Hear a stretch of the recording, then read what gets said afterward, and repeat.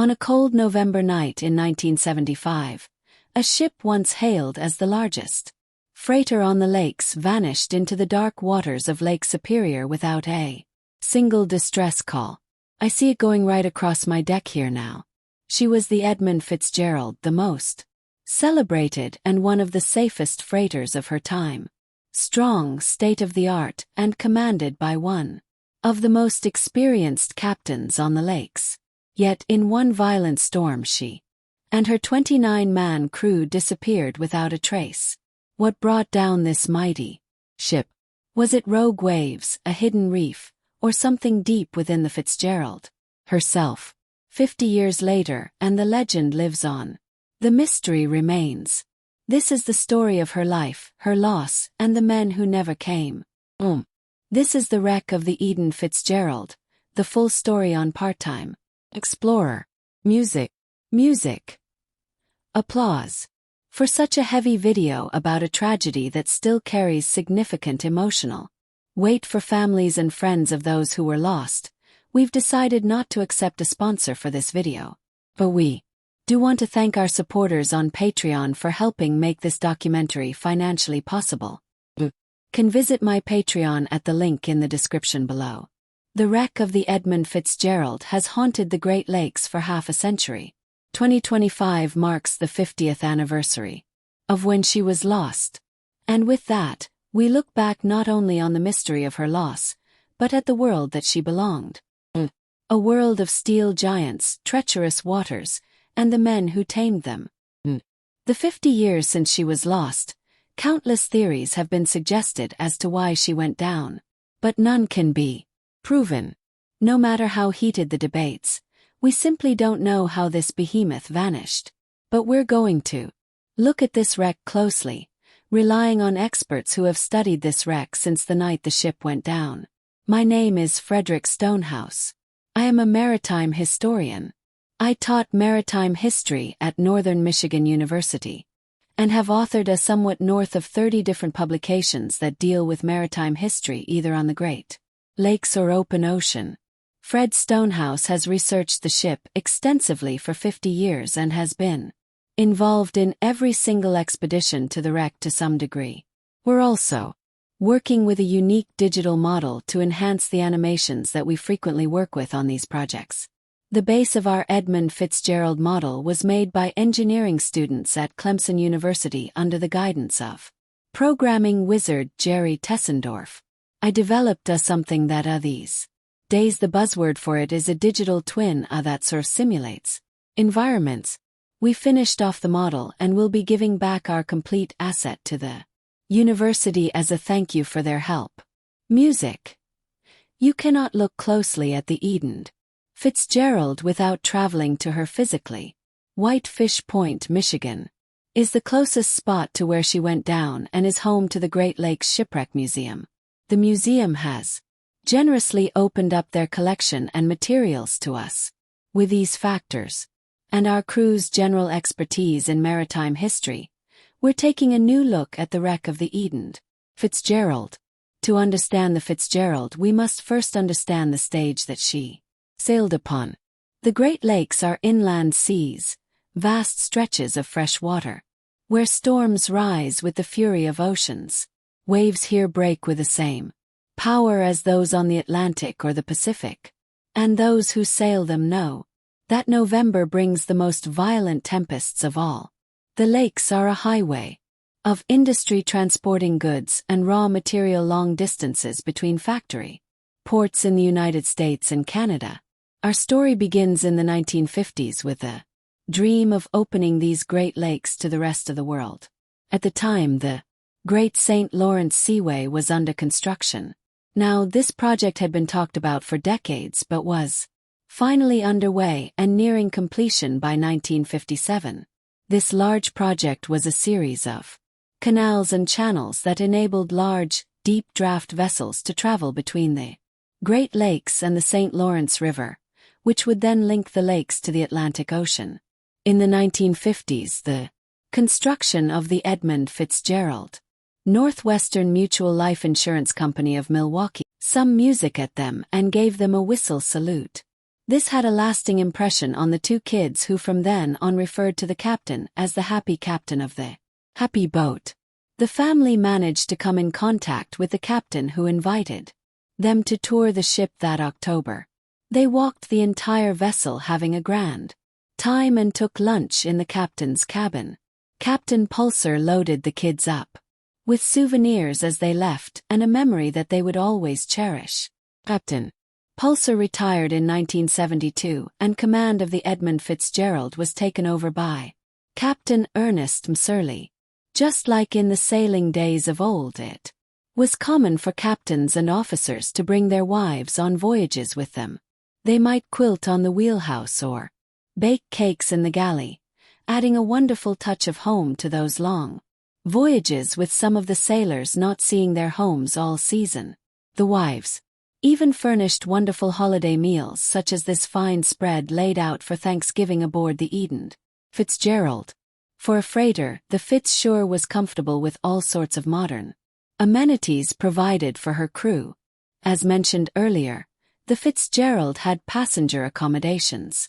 Usually, if you were to sail on the Fitzgerald as a passenger, it was as a guest of one of the companies connected with the ship, or as family of the crew or something like that. If it could be a captain's wife or an officer's wife that accompanied that particular trip. It could be a corporate man from the company headquarters that was taking the trip with his family. It likewise could be a businessman that had a relationship with the shipping company in some regard that was offered a trip on the boat. The passengers had their own dining room in the starboard aft corner of the after-deck house, and once per voyage the captain was known to do a fine dinner by candle lights with special cocktails. Passengers soon fell into the rhythm of the lakes as the big ship drove onward. It would be something you do in late spring, midsummer, to enjoy the great lakes that we have, and what you're seeing and what you're doing, and more importantly, almost getting with the rhythm of the Great Lakes. Takes a few days to do that, to settle down to a nice boat trip on a great big freighter. She was as comfortable as an ocean liner. The passenger accommodations on Fitzgerald were considered to be probably the best in the fleet. Certainly among the best of the Great Lakes vessels. I don't say that lightly. There were 135 vessels in the U.S. fleet, so the competition could be a little fierce for who had the best. It wasn't all celebrations and fine dining with the Edmund Fitzgerald, though. She had a few structural problems that were fixed during her winter layups. She also bumped into the walls of the Soo locks a few times and once grounded. In another incident, she collided with the freighter Ocealaga, sustaining minor damage. Seems that every recorded incident during the ship's early career happened at or near Soo locks. But these incidents are insignificant to a ship like the Fitzgerald. If compared to driving a car, they might be a crack in a windshield or a flat tire. Easily fixed and not really a concern. In fact, the Fitzgerald was known as one of the safest ships on the lakes, winning awards for being well run and working without a single incident that resulted in injury during her first several years of service. The ship set record after record, regularly besting its own records for heaviest cargo carried on the Great Lakes, most cargo carried during the season, and fastest voyages, in addition to its safety record. Fitzgerald was the triumphant hero of the Great Lakes, the MVP, a ship that sailors truly served on with pride. I don't make these sweeping claims lightly, to boost the ship's status or to add drama to the tale. Her reputation was regularly talked about in the newspapers of the 1960s. In 1969, a bow thruster was installed to give the ship greater maneuverability in port, essentially eliminating the need for a tugboat to help the ship dock, resulting in the fastest and biggest ship of the lakes now being able to turn around in port significantly faster. The tail end of 1971, during her winter layup, her boilers were converted from coal burning to oil burning. On January 7, 1974, right by downtown Detroit, the Fitzgerald had another little accident, and she lost her starboard anchor, which dropped down into the water and was left there. 30 years later, the anchor was rediscovered. by divers and eventually recovered, and now sits outside the Dawson Great Lakes Museum on Bell Island. Throughout her career, the Coast Guard adjusted the permitted load line for the Fitzgerald, ultimately reducing her legal freeboard by over 3 foot down to less than 12 feet now. The Fitzgerald was permitted to sail with additional cargo and lower in the water. This reduction was done because the Coast Guard felt that the Fitzgerald was safer than initially believed, but these reductions did make her more vulnerable to larger waves and breaking seas. Other than that, as the ship worked its way through its 1975 season, she was very much the same vessel as when she was built 17 years prior. 17 years isn't old by any means with these lake freighters. The fresh water of the lakes, combined with the advanced engineering put into the construction of these vessels, means that they could, with proper care, stay in service indefinitely. The Herbert C. Jackson, for example, is very similar to the Fitzgerald structurally and was built 1 year after the Fitz. At nearly 70 years old today, she's still in service. So the Fitzgerald at 17 years old was still considered quite young. Preparations for the final voyage. Music. October 31, 1975. An inspection of the spar deck was made on the Eden Fitzgerald as it laid over in Toledo, Ohio, in order to best assess what repair work would need to be done over her winter layup that year. There were no serious issues found with the ship. Anything needed work was considered to just be routine as the result of wear and tear. The most notable fault in the ship, however, was the number 4 hatch. There were cracks and gashes. These were considered insignificant. Sure, it could allow water to enter, but the ship had pumps that were designed to keep up with the hatch leaks. The hatches weren't even waterproof, so the ship was built to be able to take a little bit of water through the hatches.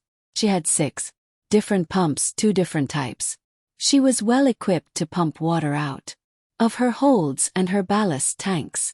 The Fitzgerald was permitted to finish the season before these problems were addressed, since there were really only about 2 weeks left before winter would set in. The season was drawing to a close. It's usually around mid-November, when the skies turn gloomy when the winter winds roll onto the Great Lakes, marking the end of safe passage on the lakes for the year. By far, November is the worst time to be on the Great Lakes, followed by October and, of course, September as the fall builds up. Sometimes it's been referred to as the Witch of November, but it truly is the worst time to be moving cargo or boating in any way on the especially Lake Superior. Music.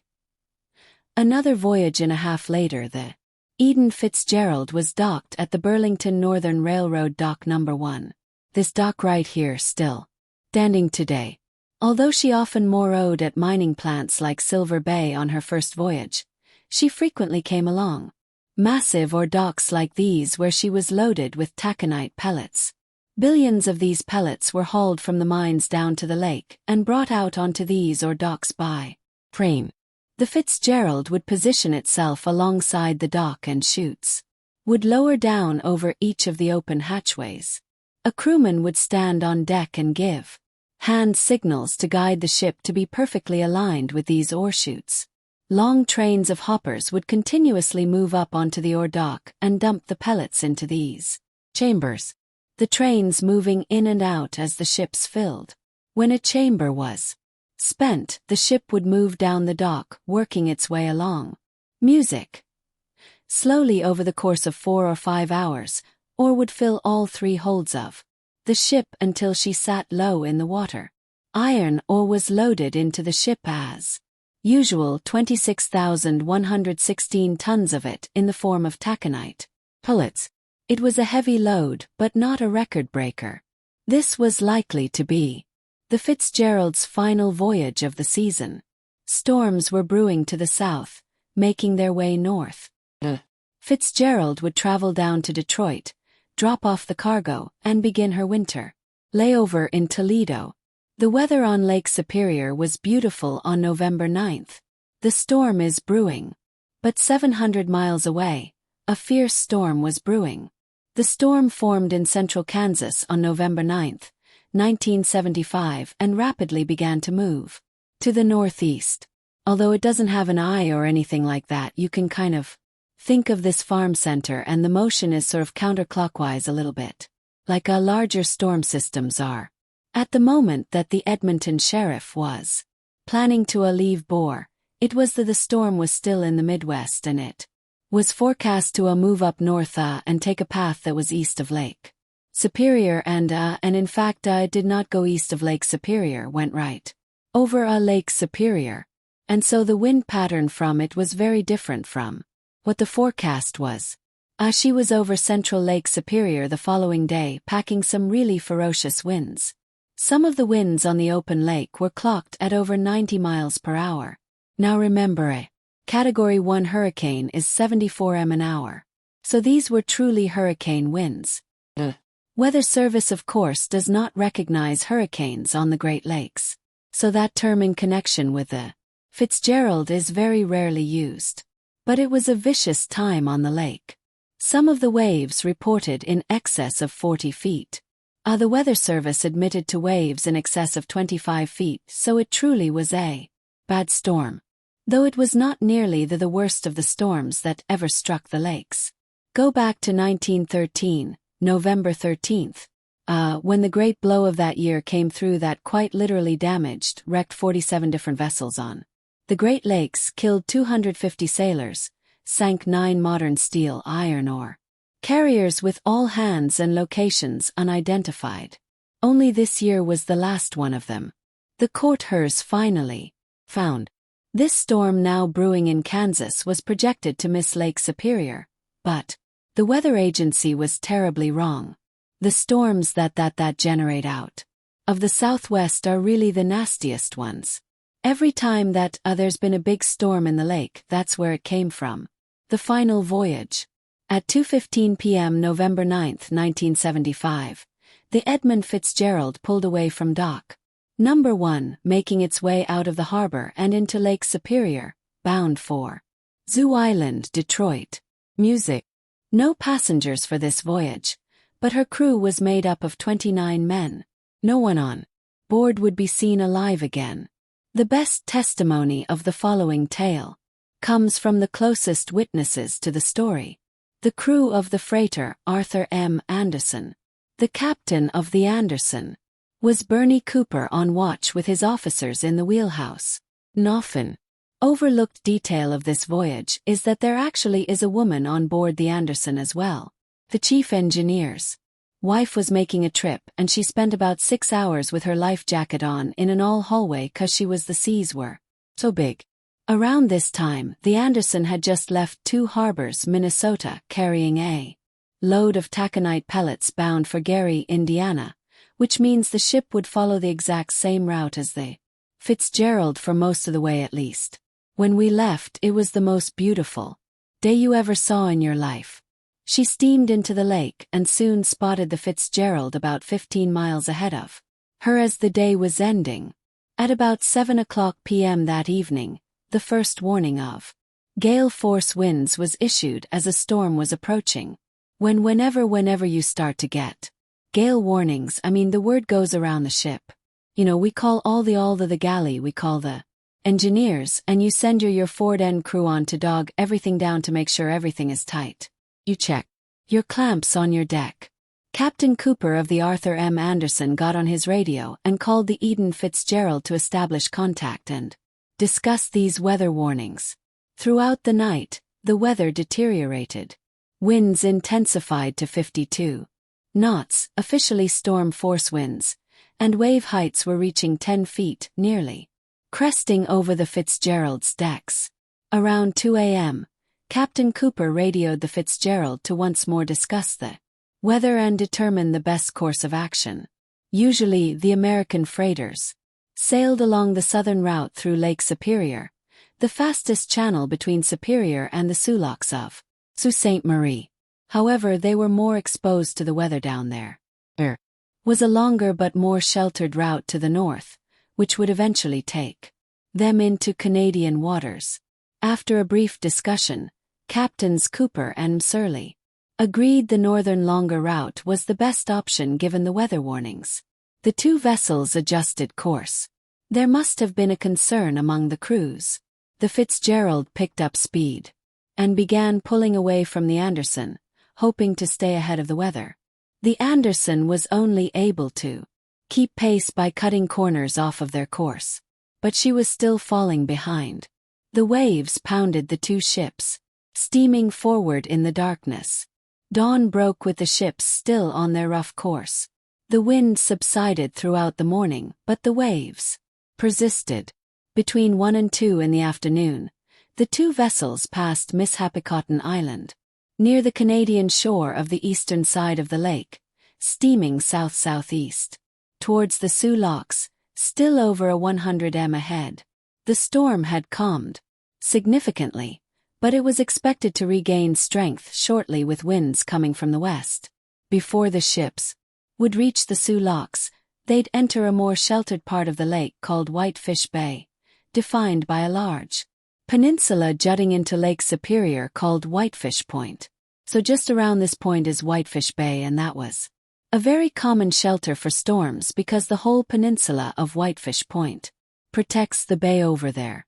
The storms come up from this way, and the land mass sort of provides a bit of a shelter or a shield from that.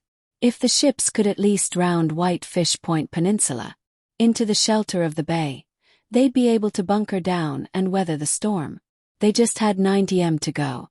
Captain Cooper once more called the Fitzgerald on the radio and spoke with Captain Surley. Cooper reported that he'd be shifting his ship so